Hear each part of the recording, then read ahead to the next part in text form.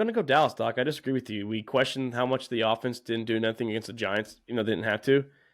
I get it. They're playing Zach Wilson, but that doesn't control Dak Prescott in the offense.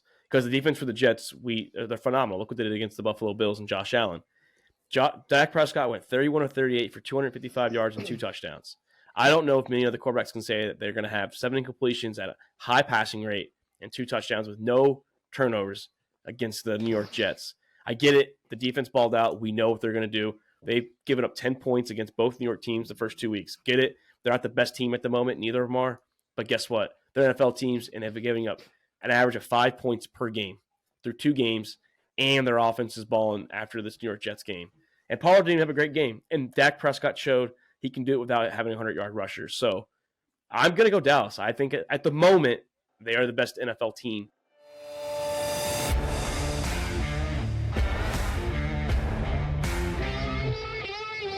All About the Balls podcast With Mark Davis, Chris Meinhardt, Luke Rule, and Nick the Doc Skirkowitz. Welcome to All About the Balls podcast. I'm Mark Davis in the Sack House with Chris Meinhardt, Luke Rule, and Nick the Doc Skirkowitz. And we are just getting done with week 2 of the NFL season. Literally about 10 minutes ago, the Cleveland Browns and the Pittsburgh Steelers wrapped up this beautiful week of football. But Chris, let's start with you. Shout out. Ugly win from the New Orleans Saints. They did pull it off by 3. Pretty ugly game, like I said. But hey, how you feeling coming off that 2-0 start? Congrats, my friend. Yeah, defense played fucking solid again tonight. I mean, besides for the trash touchdown we let them give, we haven't given a touchdown up this past 2 games. So, I mean, defense playing lights out. Offense, red zone struggles right there. And it hurts that Williams went down with a hamstring injury. So, I mean, it's Tony Jones Jr.'s game next week. So, but a touchdown is a touchdown. Like we gave Doc shit for saying that you can't count Navy as a ranked team. It's still a touchdown. Oh, true. That is true. Having a touchdown. True. Sorry, Luke. Welcome to the 2-0 club too. You joined Chris. Your Baltimore Ravens manhandled Joe Burrow and the Cincinnati Bengals. How you feeling coming out of that nice division win? Yeah, I feel good. I mean, the Ravens seem to have the Bengals number at this point. I mean, Lamar Jackson's 3-1 against Joe Burrow, so I love to see it. I love to see Joe Burrow lose. So you get a Ravens win and Joe Burrow loss in the same game. It's a wonderful day. And Doc, you're in a club of its own, dude. You're in the 0-2 club. How are you feeling coming off that loss to Baker Mayfield and the Tampa Bay Buccaneers? Yeah, there's definitely some dark thoughts roaming there, but it is what it is. We knew it was going to be a tough year for us. No, you said it was going to be you said it was going to be a 9 or 10 win season. Yeah, we were hoping that. Obviously, the training wheels are still on Justin Fields by the coaching staff. 3/5 of the offensive line was out for the game, so it's always fun. But we'll see what happens in the coming weeks. I do have to shout out getting DJ Moore involved. My dynasty team, and we like that. Yeah, we do like. Do you like that? I like that. Okay, good. Hey, Chris and Luke, I'm glad to be joining the club at 2-0 because for the first time since 2017, the Atlanta Falcons are 2-0. I can't fucking say anything different, dude. We're having a good year. We came back against the Packers. We were down 12 points going in the fourth quarter. We outscored them 13-0. Fun fact for you guys out there that like some little statistics, the Atlanta Falcons about scored their opponents 27-0 in the fourth quarter. That's a pretty good stat to have for any NFL team, to be honest. Yeah, it's good. I will say it's definitely good right now. Play the Detroit Lions, so we'll break that down tomorrow's episode. But boys, big news literally just happened the last game of the year. Nick Chubb looks like he is done for the year. His knee looked like a fucking banana peel. Let's just hammer it real quick. Should the Cleveland Browns go after Jonathan Taylor? I don't know if they should go after Jonathan Taylor. I mean, that's a lot to how much they want to give up for him, how much they want to give up. Because, I mean, they don't know Nick Chubb's what he's thinking, if he wants to come back next season. If not, I mean, it does look like a fucking terrible injury. But we were talking right before we started this podcast. I mean, there's still some decent names out there that you don't have to give up anything for. You have Fournette, you have Hunt out there. I mean, those are 2 decent running backs that can fill in behind Ford. And Ford didn't look bad. I mean, I know, Mark, you said he only had one 70-yard run, but I mean, he had a couple good 10, 9, 8-yard runs that got Cleveland moving. Yeah, Kareem Hunt would be the easy move for the Browns to grab. He's been on the team. He knows the offense already. He's his only issue is like he's had offers and he's turned them all down so far. So I don't know if he's waiting on. Maybe he is waiting on coming back to the Browns. Somebody he feels comfortable, but we'll see. Like, well, Chris, so that Jerome Ford run, you said he had that 70, right? Sorry, Doc. He only had 106 yards total, so that means with the rest of the carries he only had 30 yards or so. So I mean, I don't know. I feel like an All-Pro it's only gonna be a 1-year rental. JT's only on the contract for 1 year, so I don't know. I think it's worth it more than Hunt. Hunt, we don't know what kind of shape he's in. We don't know what shape JT's in, but JT at least did off season. Yeah. I mean, it all boils down to what Cleveland wants to give up. Do they want to give up capital, or do they just want to pay somebody off the street? Well, and the big thing with it, I mean, the Browns already gave up so much getting Deshaun Watson over from Houston. So I mean, how much more do they have to give? You want to put your team in a position to be able to improve and not just sell everything that you have to get to fill one position. And honestly, I don't think Jonathan Taylor is the answer for him. I think with what we've discussed as far as the value of the running back position and what they can bring in, you said it's going to be a 1-year deal. Because I think you got to see what Chubb's injury is first. You know what I mean? Like, yes, it's more than likely going to be a season-ending injury, but the likelihood of coming back from this could be a career ender for him, or one that at least slows him down enough that doesn't make him a primary back anymore. But if he's able to come back strong next year and he's got the fire and he wants to come back and play on this team, then no, you're not going to sell the house to bring a guy for 1-year rental. I don't think Cleveland feels like they're truly in a position to compete for a Super Bowl. I think that the potential is definitely there, but Deshaun Watson, obviously, we're still seeing some pretty serious struggles as far as the team's quarterback of the future. So see what the true scope of this injury is, and then what a running back brings to the game, dude. I think that there's a lot of options, like we've already named a couple that can come in and put in the same output. We've seen this before in Kansas City. We've seen it when Le'Veon Bell sat out, and we've seen it in a number of places. But Kansas City actually has a QB, and I know like Deshaun Watson's not the same Deshaun Watson he was 4 years ago. No. Me and Chris are thankful that he is not on the Saints like he was almost to be, and the Atlanta Falcons were literally seconds away from getting him, and then he changed his mind and wanted to get fully guaranteed. And Arthur Blank said, "Sorry, sir, we ain't doing that." And the Cleveland Browns were the only dumbass team to do it, and now look what happened. No, yeah, I'm not talking. Yeah, I know, but they need a running back. The state of the team as far as the quarterback and I'm just talking strictly. A lot of running back schemes now are plug and play. You can put anybody in there. He's going to get, if you got the offensive line to make Nick Chubb successful, Nick Chubb is in an elite group in a type of running backs that, can succeed anywhere. I would even throw Bijan Robinson in that already with the moves that he's making, CMC, Austin Eckler, things like that. But, I think you got to try before you sell the house for Jonathan Taylor, because if he's available in week 3, he's going to be available in week 10 before the trade deadline. But I think you've got to try to bring somebody in, especially even with the one big run that Ford had. That right now the potential is there that what you got could still work for this team. Yeah, Doc, you mentioned Bijan real quick. I know you saw that video last night. How impressed was that ankle breaking juke he had? Nice to see somebody in the open field making moves. I mean, there's a lot of raw talent there with Bijan. Very excited to see him play throughout the rest of the year. What he can bring to that Atlanta offense, but yeah.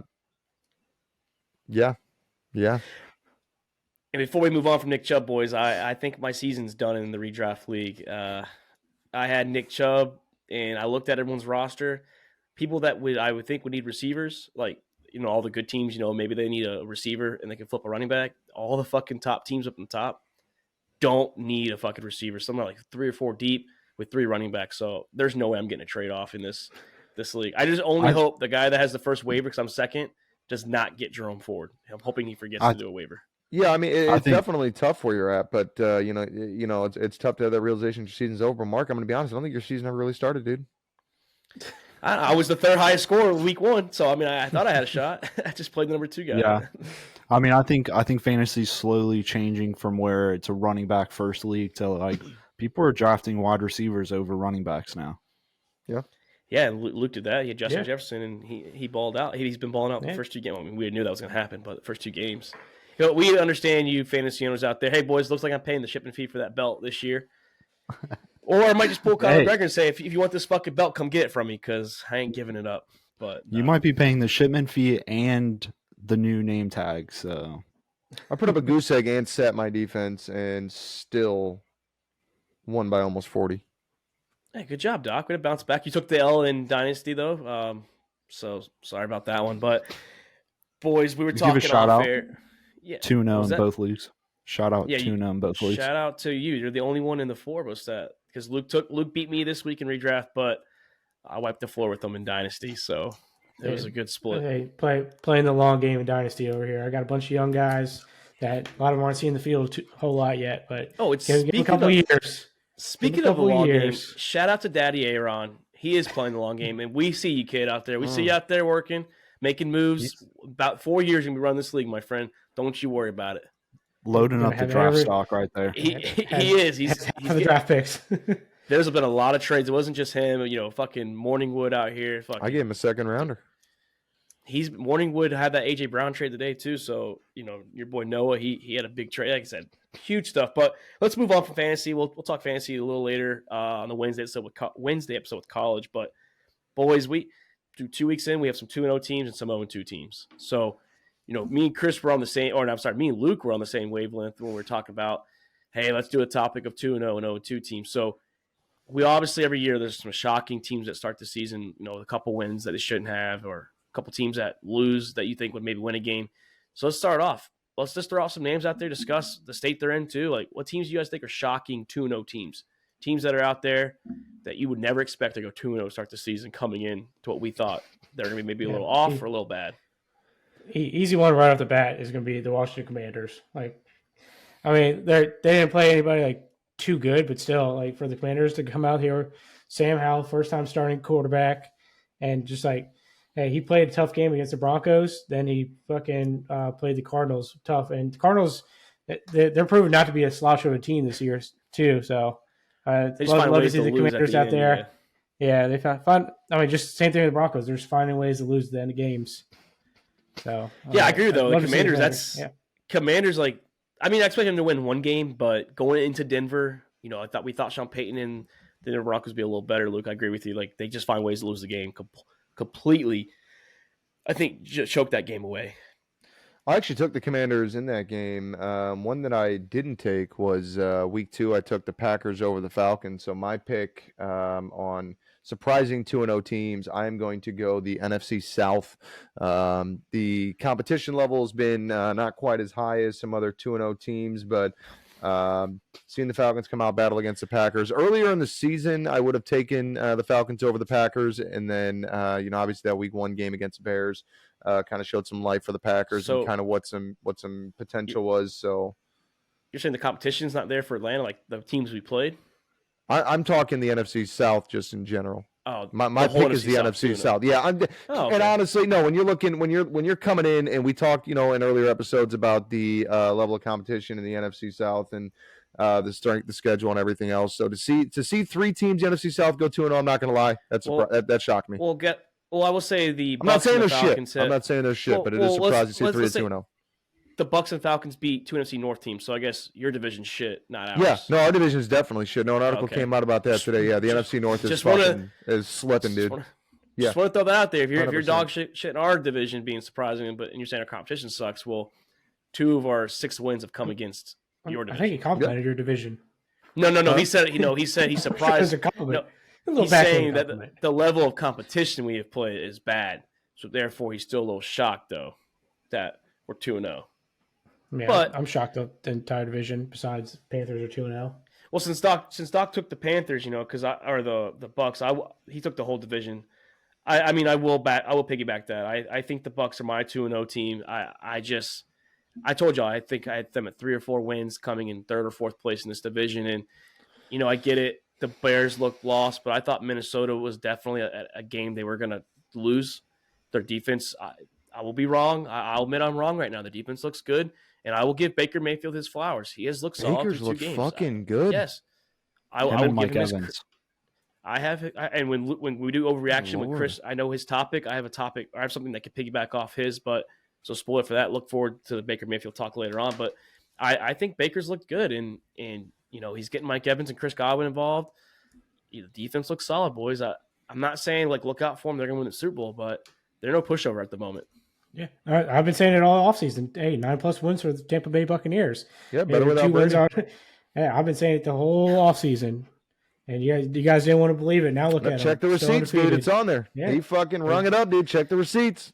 I've been saying it for weeks. No, we'll give it. I give it to you, Luke. I have been wrong through 2 games. They've already got 2/3 or half of the wins I gave them to start before the season started. And we're gonna see what they do coming up this week against the Philadelphia Eagles on Monday Night Football. So big game, prime time. It's gonna be one of those 2 Monday night games next week. So all eyes will be on Baker Mayfield and his prime time start this year. So hey, if you would ask me before this season, they should have been on Monday Night Football. If you ask me now, okay, I'll give it to them. They should be on Monday Night Football against the Philadelphia Eagles. Yeah, I mean these are all solid ones. I'd have to go with either the Commanders, but like the Commanders, if you looked at their schedule, they had 2 easy teams. I mean the defense is literally fucking putting it on their back over there, and Sam Howell's balling out 299 yards, coming back from a 21-3 deficit. I mean he's balling. And then they had 9 sacks in the last 2 games, 6 on Russell Wilson on just Sunday. Is insane. That this might be one of the deadliest D lines in the league right now. And then with Tampa, I mean, no one thought Baker was going to do what he's doing now, being able to extend balls and then throwing deep ball connections. I mean, him and Mike Evans connection. Hey, shout out to him. My dynasty team's fucking loving it. I had to throw him into a flex spot today. But, I mean, the defense is stepping up for Tampa, too. I mean, they had sacking Kirk Cousins twice this past weekend and then Justin Fields 6 times. I mean, I'm excited to see what Baker's actually going to be able to do against 2 solid defenses coming up. They have the Eagles, and then they have the Saints in week 4. So, I mean, he's about to get tested in the secondary. And the Vikings defense has been decent this year, too. So, like, I understand they have a lot of points against the Eagles, but their defense was put in a lot of bad positions because the Vikings had 4 turnovers against the Eagles. So, but against the Bucks, they only get 20 against Baker, and really they played a lot better against the Eagles. They had 4 sacks or whatever on Jalen Hurts. So, for Baker to survive that, especially a big fourth quarter, I said he had a good fourth quarter. We're going to see what he can do now. Like you said, against some good defenses. Max is out for the Eagles though, so we'll see if he can take advantage of that. But yeah, all eyes are on Baker Mayfield, dude. We talked. Yeah, I mean they're having the same issues though with the Saints. I mean, red zone. Breaking news right now. Nick Chubb has officially been ruled out for the season by the coach, so he's done. So there's no more anticipation for that. He's done. All right, Doc. Sorry about that. No, you're good. We talked about a quarterback battle, at the start of the season, between Baker Mayfield and Kyle Trask, and now it looks like Baker Mayfield is out here playing like he's been on this team for years, and this is his team, and nothing's getting in his way. Tampa can build around him now in the draft. They might have finally found his home. Yeah, you worry about getting draft picks. He's on that prove-it deal this year, and like Luke said, he expected a big year, and if it continues, Baker he might be the franchise. He's still a young quarterback. He came in 2018 or so, I think. Same years. And then he'll get paid. He'll get paid, and he'll come out swinging just like Joe Burrow and Lamar this year. Or like fucking Geno. So, hey, Geno had a big second half against the Lions. So I mean, Geno started off sluggish, but he turned it around. The defense. Listen, I'm talking to America. Everybody started out slow the first game of the week or first game of the year. That was the best thing I've seen from the NFL season. Is that ref saying, "I'm talking to America here." Get the fuck out of here. Yeah, also, shout out to the refs for not calling anything this week. Yeah, Doc had a gripe about that. The refs just were dog shit. There was dog shit. Like we said, the last play on Joey Porter Jr. I mean, that was fucking PI. I don't know more you can say. That was bad. Let the boys play. I mean, no, that wasn't playing. I mean, that missed PI right there. I mean, you can argue the fact if maybe the ball was even catchable or not. You had the Sean Payton effect over in Denver with that 2-point conversion, which was which was pretty rough. And then when I pointed out to you, Mark, about that Aiden Hutchinson, that hold to get Geno out of the pocket to get that touchdown to Tyler Lockett in overtime was just – and the refs are so quick to call those holds right there in the middle of the field. That backfield umpire Yeah, always throws that fucking flag. It wasn't like he was at the – it wasn't like they're at the line of scrimmage neither. They were right in front of the quarterback. That's the bad part. It's wild how in a scrum of 12 people going at it with a quarterback making a 13th, and they can pull a hold out of their ass and see through the piles of everybody and see, oh, this guy held, we got to pull him back 10 yards. But then you got wide open hesitation calls on PIs offensively or defensively, and the one that you mentioned I had to gripe about, Mike Evans clearly pushing the corner off of him as the ball was coming. I mean, clear as day. And even the announcers on the game weren't even saying shit. I don't even know how you don't make that call, but a lot of missed calls. I mean, you're gonna miss calls. You know what I mean? That's not the problem, but the consistency is a problem. And there's been such a lack of consistency already this year, and it's clear why. Because they briefly came out and you can challenge PI and then you can't anymore. And it's like, I think that it was just exposing how bad the refs were by having the PI challenge. So. Yeah, they wanted to get rid of that. I mean, we understand that refs have been bad for a long time, and it's just, if you're going to be bad, be consistently bad. Be bad the whole game. Don't be good for 3 quarters of the game. In the fourth quarter, you swallow your whistle, or it's the other way. Like you were actually dropped that shit back on the 20, and never picked it up. Yeah, and the key fucking plays, we just named 3. That's the thing. Big plays. That's the thing is we're not talking the game. Yeah, they'll call a PI or illegal contact beyond the 5 yards. I saw PIs getting called on plays that the receiver that they called it on is 10 yards up the field from where the pass is at on a check down that went for 6 yards. They call that shit, but then you got a 60-70 yard game changer, and the refs are like, that's clean, man. The worst PI call I hate. The worst PI call. I mean, if you panic on this, I understand, but if the ball is like very bad underthrown, and because the quarterback got hit or whatever, and the corner hasn't turned around yet, and the receiver stops in the middle of nowhere and he runs him over, like, what do you expect him to fucking do? Like, he didn't know, like, the ball was incidental, coming there. Incidental's not a PI. But, yeah, we understand, but let's continue the topic. The 0-2 teams, boys. There's some very questionable 0-2 teams, and Chris, you start us off here. I think I know where you're going with this one. Yeah, I mean, I got to go with the Bengals here. I mean, starting 0-2, but I don't think we should step on the gas pedal just yet. I mean, they started 0-2 last year, and we saw where they went. The only difference here is they're very behind. They had 2 division losses here already to start the year. That's big on them. The defense doesn't look good. Lamar was fucking dicing them up, throwing. The run defense doesn't look good. The play calling is fucking terrible. I get doing your check downs. Burrow didn't have a great game week 1. I get playing small check downs, get Burrow some confidence back up, but like doing it consistently the whole game. And then the big fucking question is, like, Mixon was having a game. Just keep with him. Let him go. But I mean, I think the big thing is Joe is still not healthy. I think you guys might be. I think the Bengals might be in trouble. I honestly do. This offense does not look in sync at all. T. Higgins had a decent game, but Jamar Chase does not look like Jamar Chase. I don't know what he's doing out there. I don't know what Joe Burrow's doing out there. The defense is the defense. I mean, they haven't played horrible. Like, I don't think the other reason why they've lost these 2 games, it's clearly been on the offense. Zach Taylor, he might be the coach who I always thought he was. Just an average guy, just loaded with good receivers or with good offensive weapons. But these offensive weapons don't look good, and it falls on your quarterback. If he's not healthy, maybe he should sit down. Like, he should just stop playing for a couple weeks until he's healthy. Well, I mean, I don't think he's playing. What week? They play Monday night or Sunday night? He's already. I haven't heard that rumor at all. But he plays Monday night against the Rams. That's the other Monday night. Yeah, game. He's already questionable.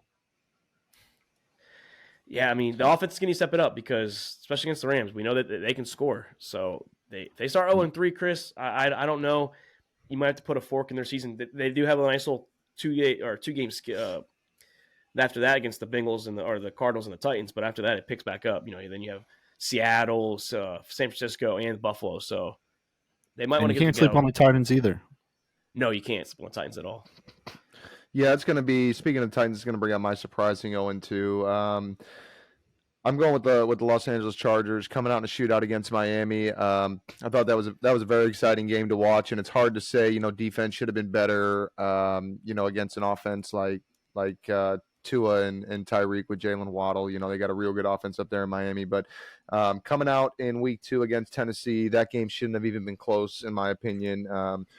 Herbert, 27-41. I mean, 300 yards passing is great, 2 touchdowns, but the running game just really never got off the ground. I mean, they had 21 total carries for 61 yards. I mean, it's hard to open up the defense and make magic happen when you got the other side of the balls running 34 for 141. I mean, it didn't really seem like the effort was there. Defense was kind of flat coming off of it. That was definitely a game Chargers should have won without question. Bounce back off of the Miami game.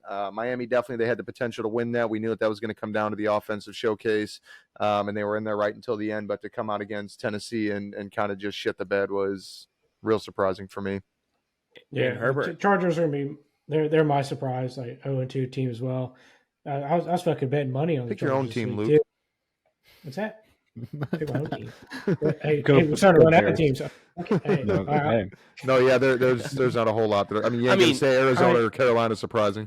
Herbert though missed a chance though to be clutch once again, second week in a row. He fucking had a chance to do actually instead of going to overtime, just win the game in regulation, and they settled for a field goal. So I don't know. It's 2 straight weeks. Yeah, I can't pick the Bengals for this because this is not a surprise that they're 0-2. Joe Burrow usually starts seasons off slow.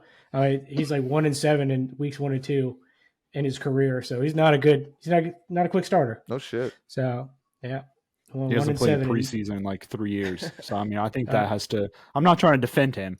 No, he's but I'm just saying, his weeks 1 through 3 in the NFL are preseason.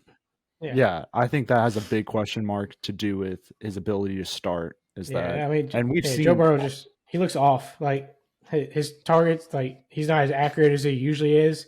I mean, I don't know what's up with Jamar Chase. Like he's just checking down like every pass. Like he's not taking any shots, and they're just not running the ball. Like their run game looks fine. Their offensive line played well against the Ravens.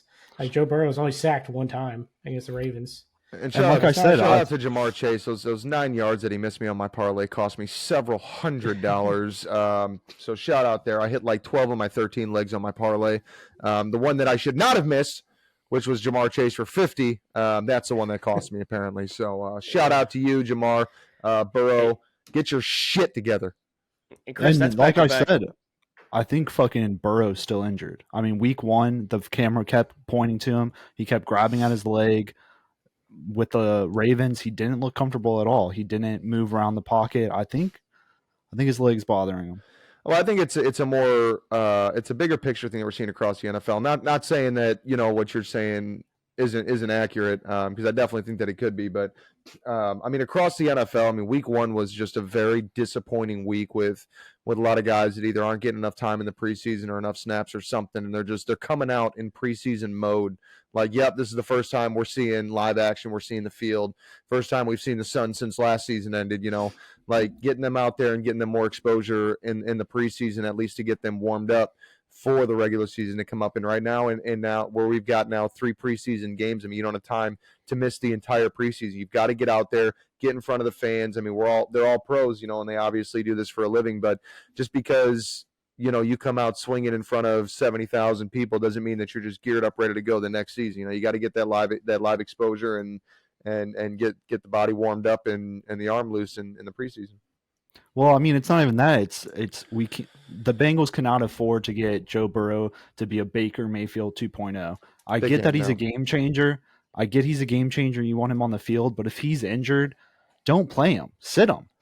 But again, it goes back into that consistency thing, though. It was just like last year. I actually remember last year, the poor start to Cincinnati's season last year.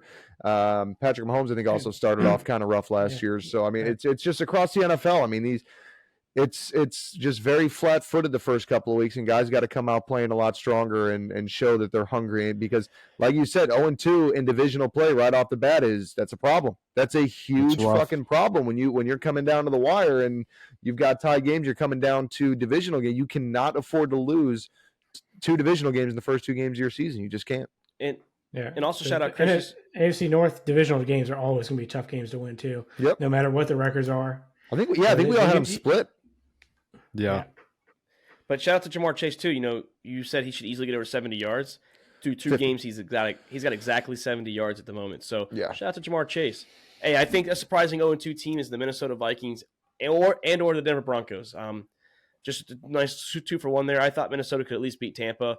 I understand not going to Philly, and then Denver, same thing. They should have probably beat the Raiders. And no disrespect to the Washington Commanders and CJ out there, longtime Commanders fan. He's going to hate this, but they should have beat the Commanders. I mean, I'm not surprised about the Broncos. Yeah, I am. Against the Raiders, at least. They should have beat the Raiders. Russell Wilson. Oh, yeah, they should have beat the Raiders, but no, yeah, Russell Wilson is done, dude. Him alone is the reason why I'm not surprised they're 0-2. I mean, we've seen enough issues with the receivers. The running backs have seemed to have been like a revolving door the last few years. The running backs don't look good this year at all. Yeah, and there's no consistency, and then you got a guy like Russell Wilson that's just coming out and not handling the rock well. I mean, the defense gave a lot to Sam Howell, too. That's the big issue I had yesterday with them is this defense is really good, and they got smoked in the second half. So not a good look for the Denver Broncos defense neither. What do you want for Sam Don't Howell, worry, Chris? don't worry, Doc. I'm not going to let you fucking escape this 0-2, okay? The Bears. How the fuck are you boys 0-2? Okay, that's honestly, when you talk about level of competition and everything, that's probably one of the most surprising as far as 0-2. Maybe not more than the Bengals, but probably right up there with them. Real close. Well, now I don't know what to think of Green Bay. I mean, not shitting on Atlanta, but like Green Bay didn't look like they did, and I get it. They didn't have Aaron Jones. That offense looked completely different without Aaron Jones, so that was a big loss for them. Aaron Jones didn't. He had that one big touchdown against the Bears. Besides that, his gameplay against the Bears was not that good. Actually, go look at the stats. He only had like 40 or 50 yards rushing, like 13 attempts. He didn't have that good of a game. It was the one big touchdown. Hey, good for him. He's a big pass catching running back, but his running ability was not that good against the Bears. No, I think our defense is looking like Swiss cheese out there, and it's evident by the fact, by the game that Baker Mayfield had. Because let's be honest, Baker Mayfield ain't doing that against a whole lot of other teams. Well, I mean, maybe he will this year, but the Baker Mayfield of past ain't doing that against a whole lot of teams. So, yeah, Bears defense is definitely one of the biggest concerns. It's not about the defense. The defense is getting in the position to get off the field. It's just that they can't get off the field. I mean, Green Bay going 9 of 16 on third down and then turning around and going to Tampa and doing 7 of 11 on third downs. If you can't get off the field on third downs, then you're not winning games. It's going to be a long day. Yeah, it's going to be a long day. And we thought Arizona had a shot for the first, second pick. It might be the Chicago Bears because the Panthers are 0-2 and so are the Bears. So I'm fucking dude. I told you. I will take 1-16 because we're going to beat the Panthers. I will take 1-16. The Panthers 0-17. We will take pick number 1 and 2. Caleb Williams, Marvin Harrison Jr. Night. And probably still fucking shit the bed. Yeah, still fucking suck next year. Let's go, baby. Hey, but speaking of teams that are not sucking, we have 3 2-0 teams that, I didn't expect the Dolphins to be 2-0, but I expect them to be good this year. The Miami Dolphins, the Dallas Cowboys, and the San Francisco 49ers boys are 3 2-0 teams that we can probably all agree they're probably the best 3 teams in football at the moment. But through 2 weeks, who is the best team? You have 2 NFC teams with the Cowboys and the Eagles, and you have that AFC team with the Dolphins. Yeah, I mean, the Cowboys are definitely got the potential to be up there. It depends on what Dak Prescott that you get. CeeDee Lamb, obvious. Yeah, CeeDee Lamb, great. Tony Pollard, great. The defense, the defense is 1 or 2 in the league. I mean, Micah Parsons just a game-changing player out there.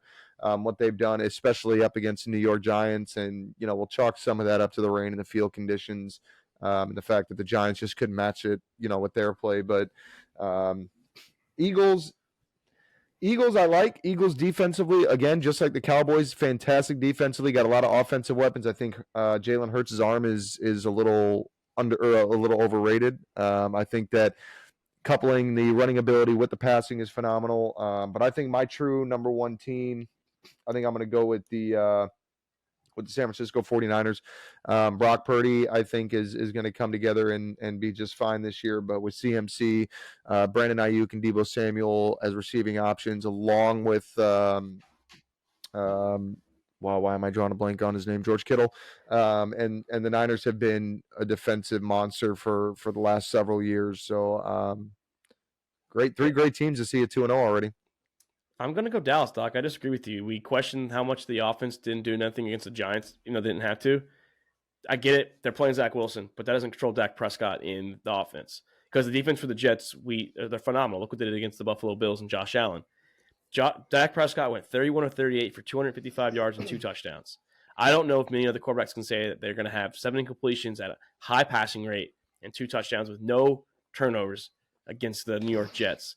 I get it. The defense balled out. We know what they're going to do. They've given up 10 points against both New York teams the first 2 weeks. Get it. They're not the best team at the moment. Neither of them are.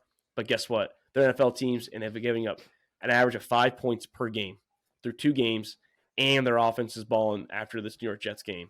And Pollard didn't have a great game, and Dak Prescott showed he can do it without having 100-yard rushers. So I'm going to go Dallas. I think at the moment, they are the best NFL team this year at this moment.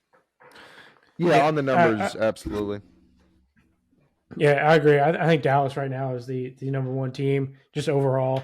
Their defense is like levels above every other defense, and I'm so glad I drafted them in fantasy because they are my top scorer so far in fantasy. So let's go Dallas defense. But I think it's a close second with the 49ers. The 49ers are a very complete team, solid offense, stacked defense. So, I mean, the only thing with the Cowboys is you never know what Dak Prescott you're going to get week to week. If he plays well, then the Cowboys are pretty much unstoppable. And Micah Parsons is a fucking animal on defense. You line him up anywhere on the defense, and he's going to fucking find a way to get the ball. Yeah, and that's the thing and that's what I'm saying, right? Like you said, Brock Purdy is not a Dak Prescott. Dak Prescott is a good quarterback. Brock Purdy is still trying to prove himself. I mean, he did kind of prove himself last year, but at the same time, the numbers were not fantastic. You know what I mean? Yeah. He kind of proved last year that it didn't really matter who you put under center between Garoppolo, Brock Purdy, whoever. It didn't matter. This was like you said, a very complete team that can come out and win ball games. Dallas, on the other hand, has proven that when Dak goes down, this is a struggling team. If Dak is not shouldering and putting it on his back, they're not going to be. Balled out last year. Did you forget about fucking Cooper Rush? Cooper Rush. Yeah, he beat the Bengals. He went 4-1. He destroyed the Bengals. He went 4-1, and he lost his last game to the Eagles, and then that came in. But to be honest, Doc, the Niners are a class of its own. If you ask almost any team to get their quarterback hurt, that team is going to struggle. It's just gonna happen. Like, look at the Jets right now. Like, Zach Wilson is a former number 2 overall pick, and he can't fucking do what Aaron Rodgers can do. Aaron Rodgers could probably do better right now with his fucking messed up leg. Well, Zach Wilson and Aaron Rodgers is a big difference. But I'm just saying, I don't know, man. I might got to disagree with the whole anybody's quarterback gets hurt and they're going to struggle, because the Bears might actually improve at this point. I was a huge Justin Fields fan, but the Bears might fucking improve at this point. Not everyone gets lucky like Nick Foles and the one's for Niners you, Justin, where they come in. So I don't know. I still think it's the Cowboys at the moment. Yeah, I mean, it's definitely. Brock Purdy is just a game manager. That's all he is. He's just managing the game, not losing games. He looks good at times. Yesterday he had a struggless game, and they still won. I mean, but yeah, he's good. Yeah, Cooper Rush, you're right. Cooper Rush did ball out last year. He did go 4-1, 58% completions. He averaged 116 yards a game. Yeah, Cooper Rush balled out. Yeah, I mean, it's a fucking toss-up between the Niners and Dallas right now. I mean, Dallas's defense is on a whole nother fucking level, but Dallas's offense definitely has a little bit of room to improve. I mean, the Niners, their defense struggled a little bit about the Rams. I mean, shout out, I told y'all to get on the Rams train. They looked pretty solid going against the Niners defense. Dude, my! If Stafford could just find the end zone in Los Angeles, dude, that team would be unstoppable. Yeah, I mean, I'd have to give the edge to the Niners on offense, but the edge on the defense for Dallas, and then I'm gonna have to roll with the defense. I think, like the fucking saying, defense wins championships, and if your team can stop the other team from getting points on the scoreboard, then your team is going to have more points. And Mark, what does that mean? That boy, means nothing. you will win the game, dude. Love it, boys. Nothing gets by John Madden up here. Unless you're playing golf, you need the highest score to win games. It also helps when Now when I'm playing golf, buddy, the highest score wins. Too. All right. What were you saying there, Luke? It also helps when your defense is scoring points too. Well, So, I mean, the first game, defense, yes. This last game, they didn't score the points for. They should have had one. They weren't taken. They robbed of one. Yeah, we saw that. I know y'all remember the iconic Bears Cardinals game from 05-06. Who the hell was? Yeah, Romeo Crennel. Is that who it was? Yep, they are. The Bears defense literally won that game. I mean, it also helps your offense if you're getting turnovers and positive yards. Like if you're giving your ball to the offense in like 40 or 30 yards in scoring territory, pretty much. I mean, you're helping your offense, which I think Dak needs tremendous. But Dak did have a great game, 31 of 38 for 255 and 2 TDs against the New York Jets defense, which we all know it's a very good defense. Yeah. So it's not a bad. All he did was he just didn't target Sauce. That was the game plan. Don't throw Sauce's way. And maybe Sauce should guard CeeDee Lamb on more because CeeDee Lamb had 11 catches for 100 and something yards. So I mean, but that's the thing we talked about though is the Sauce consistency. Sorry, Doc. But it's good. But that's the thing we've talked about though is the consistency from Dak. Which Dak are we going to get every week? If he comes out playing like that, I mean, 255 yards on 31 of 38 is not crazy impressive. At the end of the day, you got the win. The yards isn't the most important thing. Completions of your own team is the most important thing. So I'm sure this is a refreshing feeling from the Tony Romo days of for Cowboys fans. But that's just going to be the number one thing is what kind of Dak Prescott are you getting? Are you getting this guy that came out and threw it through the Jets, a very good Jets defense, or are you going to get Dak like we've seen before that can't find his way over 200 yards, can't throw his way out of a wet paper bag? Yeah, I mean we'll see. It's definitely something that it's definitely keep an eye on. The Dallas Cowboys. They're hot right now, and the next couple games. I mean, I'll pump the brakes on that. They do play the Cardinals, Patriots. They do play the Niners Week 5 Sunday Night Football in Santa Clara, but at the Niners house. So that will be a good game to watch, and we'll see. That's going to be a good test. That's the best team right there. We said the best two teams, so we'll see that Week 5. Yeah. And shout out real quick to Cowboy fans across the nation because we are heading into Week 3, and I've not yet seen a tattoo claiming the upcoming Super Bowl champions. I'm getting one for the Falcons. I'm getting one for the Falcons. Fuck yeah! I, as a friend and I have to advise against that, Mark. I've got to. No, I'm not doing that. We'll talk offline, and maybe we need to find you Jesus or something, but we'll find you something. You mentioned Super Bowl, Doc, and the last Super Bowl champions that just happened, the Kansas City Chiefs. Should the league be nervous? Their offense is struggling. Their defense is kicking ass. They're 1-1. If this offense starts rolling, their defense ain't good. Their defense played good the second half of the season last year, and the year they won the Super Bowl as well, the first time with Mahomes. But this defense is clicking. They limited the Jaguars to 9 points. They played good against really they only gave up 14 points against the Lions. They lost because of that pick 6 essentially. But should the NFL be worried when the Chiefs find this offense? Travis, yeah. Absolutely, because they got exposed in Week 1 seeing what this offense is capable of without Travis Kelce, and then Travis Kelce came back and we saw what this offense was capable of with Travis Kelce. I mean, the Chiefs are struggling without a wide receiving core. They don't have a true number one. They're passing the ball to any and everybody. I think that they pulled a guy out of the nosebleeds and threw him a pass for a reception at one point on Sunday. So there's no leader to step up on this receiving core. And shout out to Mahomes for being able to make these passes and get the ball downfield. But watching, especially in last week's game, in the game against the Lions in the opener, I don't know how many dropped passes, how many balls right through the fingers, easy catches, contacted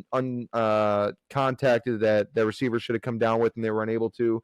So, there's definitely a lot of concern. I did see it. They just restructured Mahomes' contract this morning. I think they gave him more money up front, is what it looked like, because he's now going to be the highest paid over the, in a 4-year span in NFL history, which I don't understand that move because you are a team that is in desperate need of receivers. I don't know how you're going to put money out now. I don't know if this was an attempt to like, hey, let's get this, this the bulk of this money out of the way in the first couple of years because we feel like we got a team that can win now. And then, at the end of that 4 years, Kelsey will be gone. Chris Jones obviously gone. We'll have a lot more free cap space, and then we'll be a little bit lower on the Mahomes deal so we can start spreading that wealth into other positions to build this team back up. But they got to figure something out. Because there is a lot of concern right now offensively because as it stands, you have Mahomes and that is it. Mahomes and Kelsey and that is it. And even Kelsey was kind of quiet in this week's matchup. So returning from an injury, so let's. That's why I didn't talk about it too much, but I didn't mention him too much. But at the end of the day, they're if you're not worried as a Chiefs fan on a very, very, very close win against the Jaguars.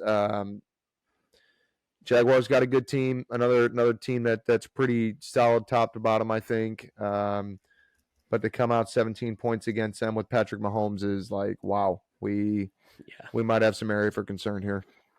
I mean, the Chiefs are hurting so fucking bad for wide receiver. Patrick's out there passing to offensive linemen. Okay. I don't even know. Wait, was that the one that he didn't even? He was like, "I'm not eligible." Yeah, he just fucking threw it. The guy caught it and just stood there. He's like, "I don't know what you're doing." Shout out for the offensive lineman for knowing that he can't do shit on the play, anyways. That's heads up on Patrick. Like, fuck it, you got my color jersey. You're open. Take it. He should have just fucking dropped the ball because he probably would have got a penalty. Yeah. I mean, I think truthfully, it might be an overreaction, but I think Kansas City's going to struggle on offensive this whole fucking season. I mean, I'd have to pull up the box score again, but I think they passed to like 7 or 8 different wide receivers. I think they had 11 in week 1. I got it right here, Chris. They can't find their number one target. I mean, I know Sky Moore went off a little bit but if you look at the game, plays. It was all blown coverages. Dude, and Sky Moore had 2 play. Yeah, it was Jacksonville not being able to keep coverage. It was blown coverages. So I mean, they had 11 different guys and that's including the linemen with a target.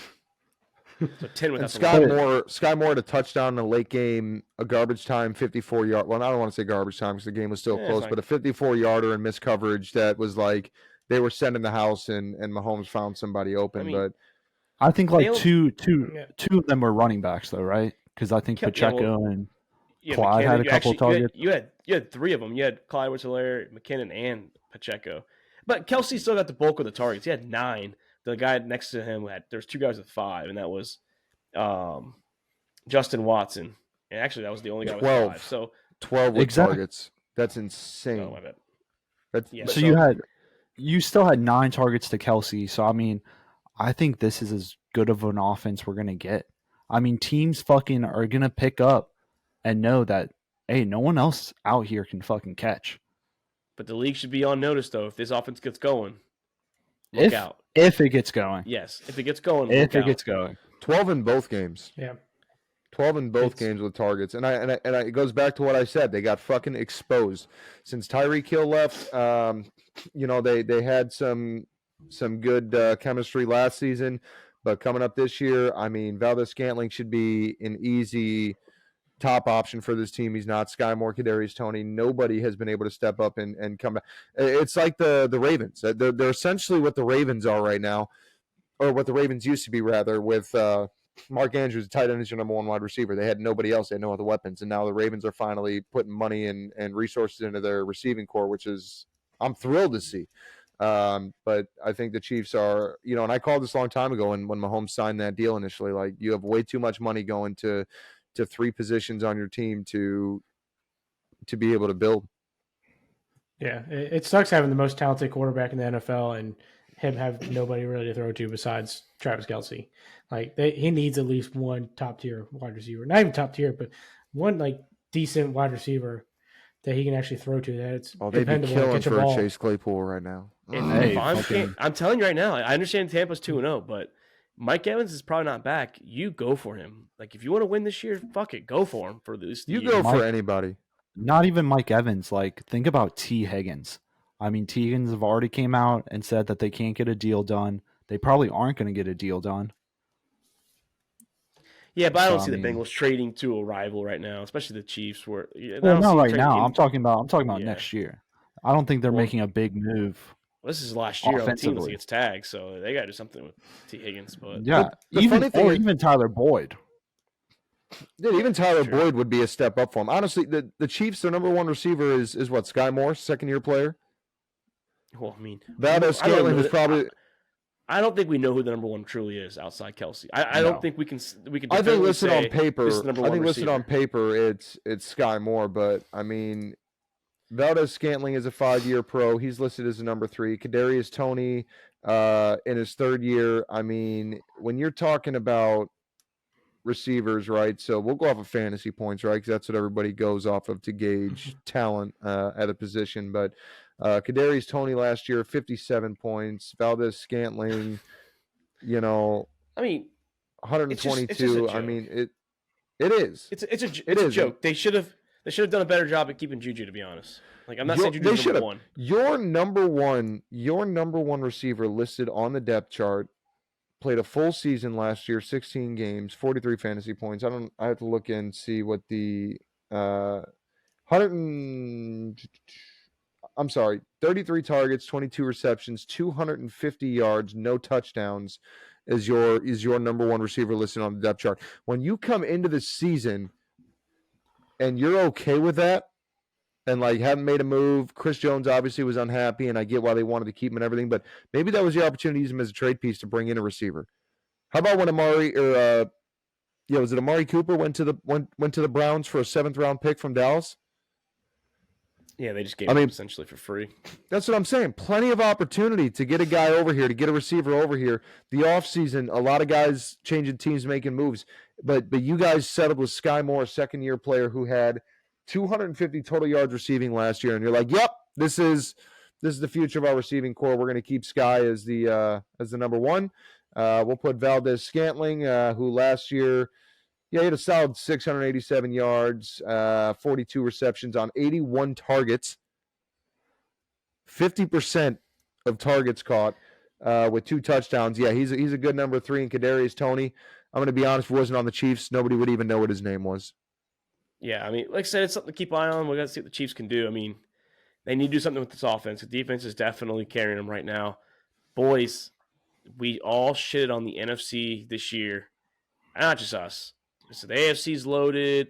The NFC's a joke. All they got is the Eagles and Niners. But right now, the NFC's got 7 2-0 teams compared to the AFC, which only has 2 2-0 teams. And some of these 2-0 teams in the NFC have beaten the AFC teams. It's not just all NFC games they played. So is it time to say maybe the NFC is actually a little up there with the AFC? It's not so far, a big gap in between these two conferences now.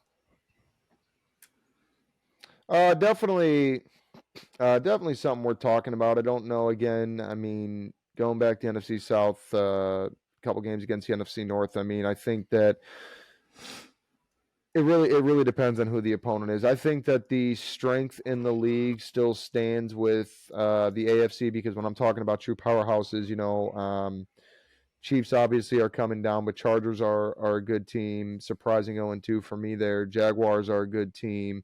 Ravens, Browns, Bengals, all good teams. And if I'm not naming a team, it doesn't mean I don't think they're good. I'm talking like powerhouses, guys that I think could actually win a Super Bowl this year, because while I think the Steelers have a lot of potential and are moving in the right direction, I don't think they're Super Bowl ready yet. But the Dolphins, Jets before Aaron Rodgers got hurt. And then I look over on the NFC side and I'm like, all right, Cowboys, Eagles, nobody in the NFC North, nobody in the NFC South, I think, is ready to win a championship. And then you got the 49ers, and the Rams. I just agree with you, Doc. So you got the 49ers. I disagree with you, Doc. I think that maybe what we thought the AFC this year was like the AFC West last year. We thought the AFC West was going to be so fucking talented last year going in there. The Broncos shit the bed, and the Chargers are the Chargers. They always do Chargers things. Yes, the Chiefs won the Super Bowl, but they're an outlier there, and maybe most of us were wrong. I mean, I get it. This year has not been offensive juggernauts this year. It's been pretty sloppy football, Facts. More defensive side winning the game. So maybe the NFC is better than we thought. Maybe the AFC's taking a step back. I mean, we can't judge what they just did 2022 and 2021. It's 2023 now, and through 2 weeks, these NFC teams are 2-0 and they are winning. And the AFC has more 0-2 teams than the NFC. But do we have a breakdown of what the NFC versus AFC record is so far this year after 2 weeks? I mean, I'm looking at it right here, and a lot of the conferences are more 0-2 against each other. So like they played a lot more in the AFC against each other. But like right here, the Cowboys are 1-0 against the AFC. The Eagles are 1-0 against the AFC. The Commanders are 1-0 against the AFC. The Packers are no. The Detroit Lions are 1-1 against the 1-0 against the AFC. The Bears, Packers have already played, or Bears and Vikings have played when they're outside the conference. The Saints are 1-0 against the AFC. The Niners are 1-0 against the AFC. And the Rams are 1-0 against the AFC. No, I'm sorry, they didn't play them. So no one in the NFC has lost to the AFC yet. So every NFC team's played AFC has won. Yeah, I mean it's Yeah, the NFC is 6-0 against the AFC. So Actually, I didn't realize this. The website that I'm using for the standings actually shows non-conference records. Otherwise, I wouldn't have asked that question. I would have just looked at it. yeah, I don't know, man. It's just. But yeah, no. I mean, you make a good point. They are 6-0 against the AFC. That's a big deal, and it doesn't really matter who you play. Being 6-0 against one conference being over the other. I mean, it's definitely something that we'll obviously address at the halfway mark of the season and see when teams start warming up and coming together and things start turning into the normal shape of what they are. It'll be interesting to see. Yeah, I agree with Doc. I think we just pumped the brakes just a tad bit. That the NFC is better than the AFC. We'll see midway and towards the end of the season. But I mean, NFC stepping out, coming out hot right now. So I'm just saying the gap isn't as wide as we thought. I'm not saying they've taken that throne yet. I'm just saying the gap isn't as wide as we thought. Hard to have a big gap in 2 weeks. Also. Yeah, 6 games. We've had six games against the conference or between the conferences. That's what we do. We react and overreact to the weeks we see. So that'll be the overreaction of the week as Mark's topic. That's not mine. That one was not mine. I have a good one. I have a really good calling that the over. All right, I'm calling that my overreaction. We'll roll right into that. I'm calling that my overreaction. Is the NFC equal to the AFC? I think it's just way too early to talk about it. Not equal, but better. Either one. It doesn't really matter which one you pick. No, I have Micah Parsons. He is the MVP of the NFL. There has not been a quarterback that has taken over this league this year yet. And if this is what it's going to be for 17 weeks or 18 weeks for the season, but everyone plays 17 games, Micah Parsons better be the MVP. He's got 3 sacks, 10 QB hits. He's got a forced fumble and a fumble recovery. He is literally the best player in football at the moment. Like I said, you can't name a quarterback through 2 weeks that has topped Micah Parsons, what he's done on the defensive side of the ball.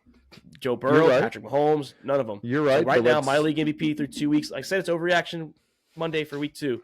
Micah Parsons is the MVP. And if this is the trend that it's going with this league for this year, he better win MVP.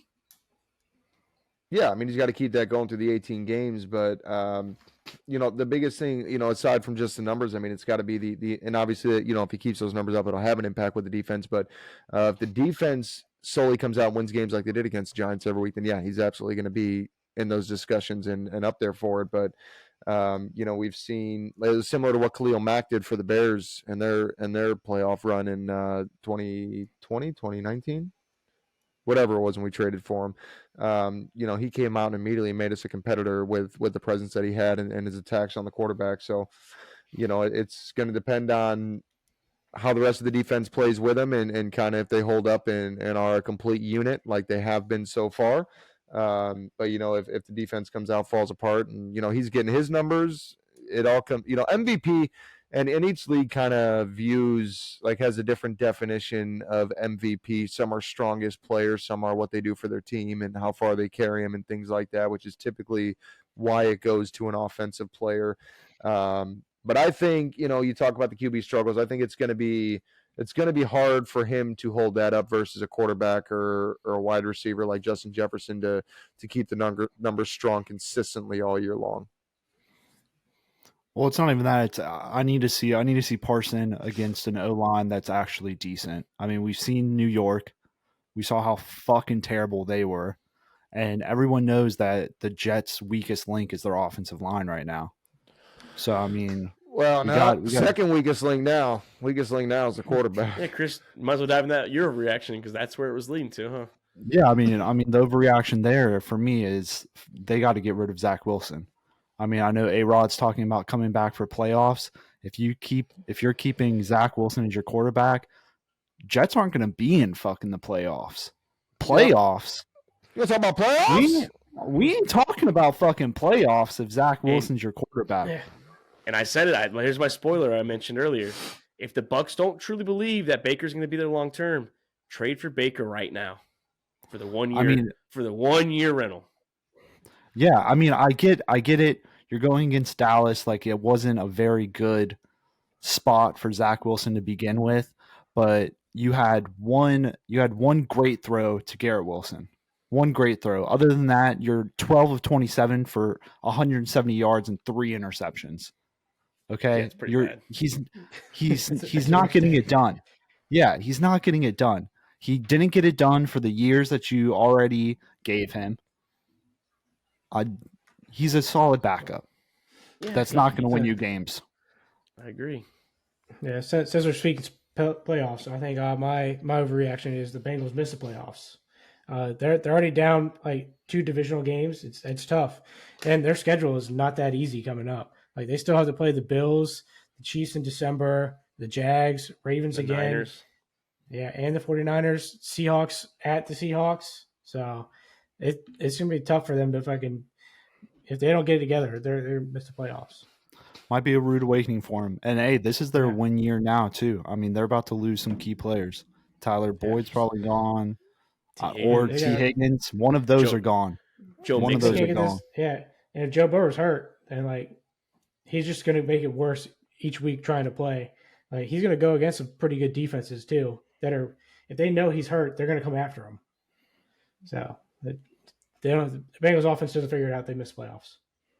Yeah, that's probably safe. That's what we were saying earlier, Chris. Like, offense better get going soon because if not, they're in a rude awakening right now. I mean, they're the only team in the AFC North without a win. They are back to being the Bengals, what they've always been. Pull the the bags Bengals. out. The Bungles. Pretty shitty team. The Bungles, yep. Had a couple good years, and now they're back to being the same old Bengals. Yeah. I mean, Shout out overreaction. to AJ Green though, signing that 1-day contract to retire a Bengal. Good for him. Yeah, shout out him. I thought Yeah, he he retired Too a long time ago. bad he couldn't get the jungle hyped up though. They're out there booing their team. They were hyped was up a- before the game, but during the game they weren't hyped but- up. Joe Burrow's getting booed in the first quarter. You I should- overreaction. It wasn't him getting booed. It was the fucking play calling was atrocious. Oh yeah. He's part of it though. He's part of it. Yeah. The team was getting booed. He's part of it. Yeah, don't get me wrong. He's part of it. But I mean when Mr. it's fucking down. when it's 3rd and 8 and you fucking your first read is a check down. That's Yeah, what are that's you, the play fucking calling, Bears? not him. What are you, the Bears? Come on. Yeah. Yeah. So my Sucks when overreaction Your own fans boo you. So my overreaction for the week is Kansas City Chiefs not make the playoffs. I'm going to call that an overreaction because I think that they are in serious trouble. I think there's a lot of exposure going on with them, but then again, it's an overreaction because you look at the rest of this division and the Raiders, Broncos are shit. Chargers are the only team that can be able to step up, and the Chargers struggled heavily against the Titans. So I think it's going to be a race between the Chiefs and the Chargers. It's going to come down to some of those head-to-heads and that divisional play and who can really step up and stop them. But I think that there are a lot of question marks on this team right now that they need to be worried about. Yeah. Gotta love the overreactions though. I mean, because we might not be right, but we might be right too. So, but boys, great week 2. Sucks that it had to end so late, but we finished it. NFL get together, take away these 2 Monday night games because it's bullshit. I'd rather watch a London game than this shit. That was but- fucking terrible, man. Like, why would you have 2 Monday night games? You come home from work, you just want to watch a goddamn football game, and the back.